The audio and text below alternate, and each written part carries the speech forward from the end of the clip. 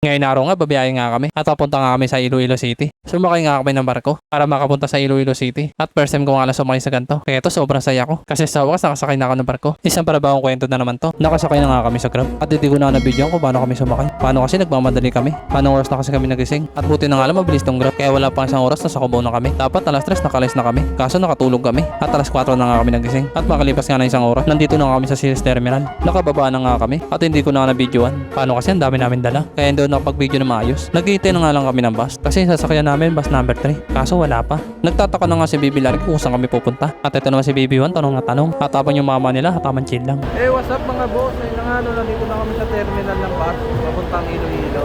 Inabot na nga kami dito ng umaga kasi ano oras na kami nagising. Yun lang, aray ko. Ano pa nga yung sasakyan namin, bus 3. Kasi yung bus dito, ano pa lang, 1 saka 2 eh. Mamaya-maya pa kami. Makalipas nga ng 30 minutes, dumating na yung bus number 3. Ito pinasakay ko na si Baby 1 at sumunod na nga ako sa kanya. Bago nga kami sumakay. Nauna na nga si Lab saka si Baby Larky kasi nahinitan na daw sila. At ito ang pagdating namin dito. Nagagalit na nga sa akin si Lab kasi nagugutom na daw siya. Kaya ito pinakain ko na siya. At ako naman, binabantayan ko si Baby Larky. Mabas muna kami kasi sobrang lamig na sa sa bus. Paglabas naman namin dito, sobrang init. Hindi na maintindihan kung ano na nangyari. Pero nakakaino kasi hindi ako sanay sa aircon eh. Lamig.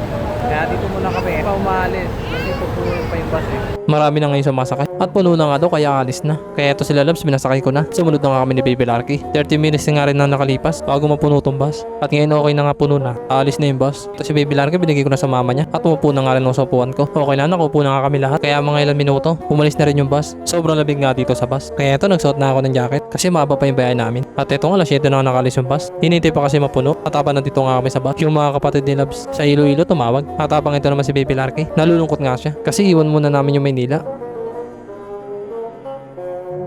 Nakatulog ako sa sobrang haba ng biyahe. At pati nga to si Baby 1 nakatulog. At habang itong dalawang mag-ina, ganun din nakatulog rin sa biyahe. At ito nga sarap ng tulog nila. Bigla nga uminto yung bus. Kaya ito sumilip mo na ako sa bintana. At parang probinsya na nga to. Siguro sa Batangas na kami. 8:39 na nga ng umaga. 2 oras kalahati na nga kami sa biyahe. Kasi umalis kami alas 7. Nagasig nga si Baby 1 kasi akala niya bababa na kami. Huminto muna kasi yung bus para sa mga gusto mag-CR. Kasi mababa pa yung biyahe namin. At ako naman matutulog ulit. Kasi hindi naman ako naiihi. Kaya matutulog muna ako. Okay na, makita nga yung mga pasahero. Kaya umandar na ulit yung bus.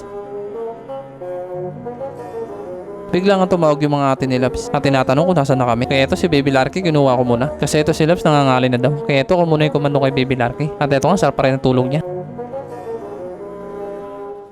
Makalipas nga na isang oras, huminto na nga yung bus at andito na kami sa terminal ng Batangas. Kaya ito si Baby Larky, binigay ko muna sa mama niya para makatayo ako. Okay na, nabigay ko na nga. Kaya tumayo na ako. Ayan boss, nandito kami sa Batangas. Bababa muna kami para kumain. Kinuha ko nga ulit si Baby Larky para si Labs naman yung makatayo. Okay na, nakuha na nga si Baby Larky. Kaya pinalakat ko na si Baby 1. Nandito na kami sa terminal ng Batangas at 9:30 na nga ng umaga. At bago nga kami umalis ulit, kakain muna kami. May mga boss, meron pa nakakalala sa ating followers natin. Shoutout nga pala sa'yo boss. Tumiredyo na kami sa karinderya para kumain. Kaya mga boss, kakain na kami kasi nag-alas 11 na.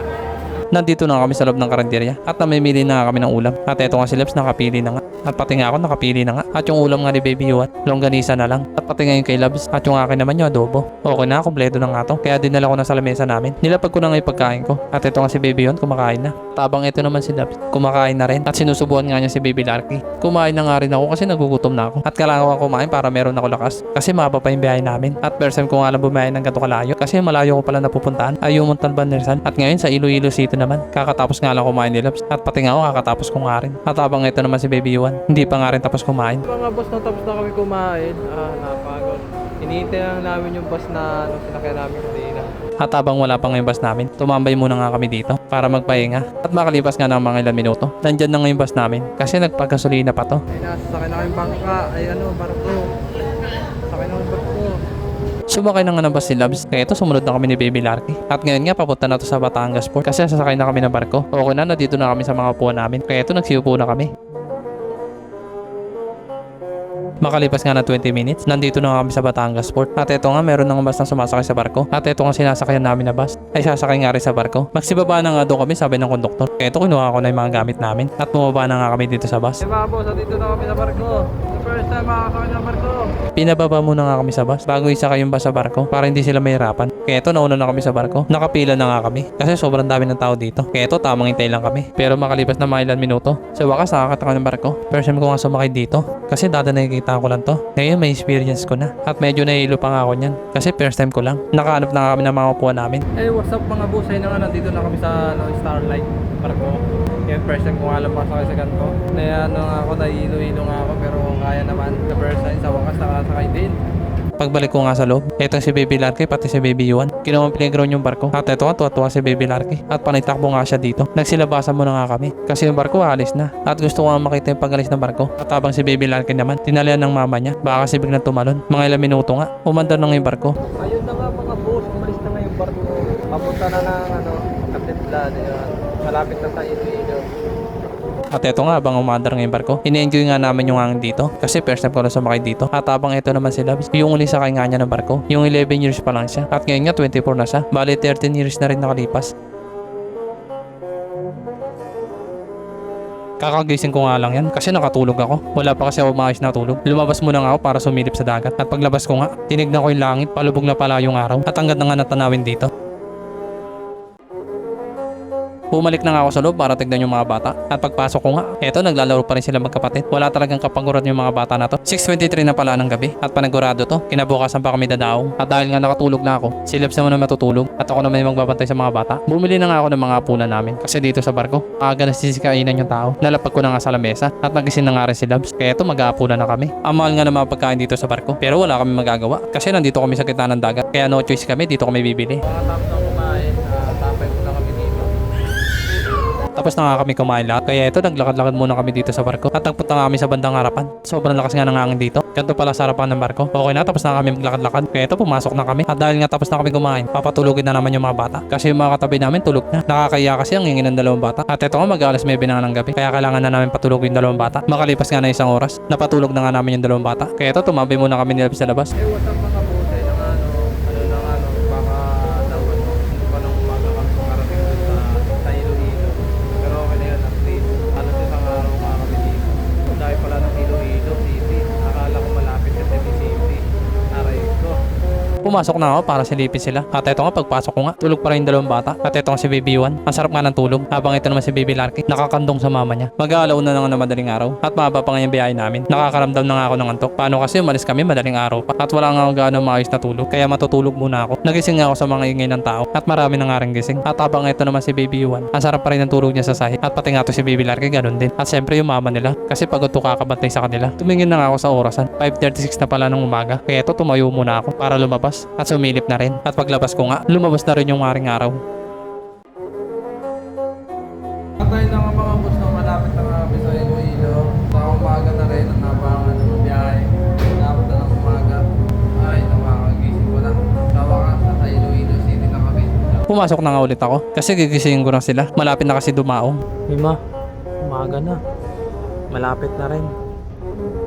Lumabas nga ako para makita ko yung pagdaong. Kasi first time ko lang makita to. Kaya yung may pagkakataon, lumabas ako para makita to. Bumalik na nga ako sa loob kasi yung barko nakadaong na. Kaya ito sila binutusan ko na. Nabuhatin na si Baby Larky kasi bababa na kami ng barko. At sa wakas nga malapit kami sa Iloilo. At tuwang-tuwa nga si Labs kasi may kita niya na ulit yung mga kapatid niya. At lalo na yung lugar kung saan sa lumaki. Kaya gumawa talaga ako ng paraan para makapag-ipon at makapunta dito si Labs. Kasi may higit 13 years na sa hindi nakapunta dito. At itong yung lugar kung saan sa lumaki. Kaya excited sa bumalik dito. Nakalabas na nga ng barko yung bus. Kaya ito, nagsakay na ulit kami. At hindi pa nga dito natatapos yung biyahe. Kasi babayay pa kami ng mahigit 5 oras para makapunta sa mga kapatid ni Labs. At doon muna nga kami tutuloy. Okay na, nakaupo na nga kami. At isang panibagong biyahe na naman nga to. Kaya wala kami ibang gagawin ulit kundi matulog ulit. Kasi mahaba pa yung biyahe namin.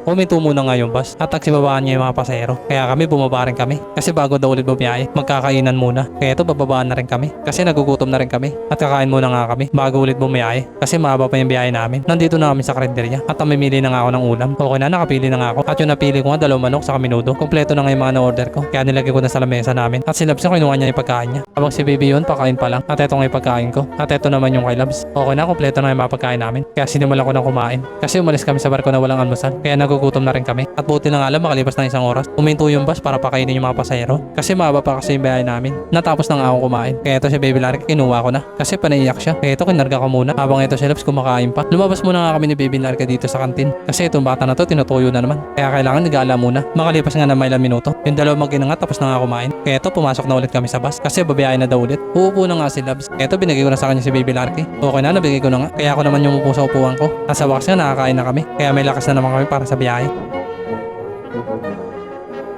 Makalipas nga na 5 oras, sa wakas nga natapos na yung biyahe namin. Kasi sa loob ng 2 araw, puro kami biyahe. Kanto pala kalayo yung Iloilo. Akala ko kasi malapit lang yung Iloilo City. Paano kasi may city? Kaya akala ko malapit lang. Okay na, nakababa na kami ng bus. Takatambay muna nga kami dito. Kasi hinihintay namin dito yung kuya ni Labs. Kasi susunduin kami dito. What's up mga boss? Kailangan dito na nga kami sa Iloilo City, no? At nakarating nga kami ligtas dito. Yun, God bless. Kaya mga boss, hanggang dito na lang. Peace, salamat.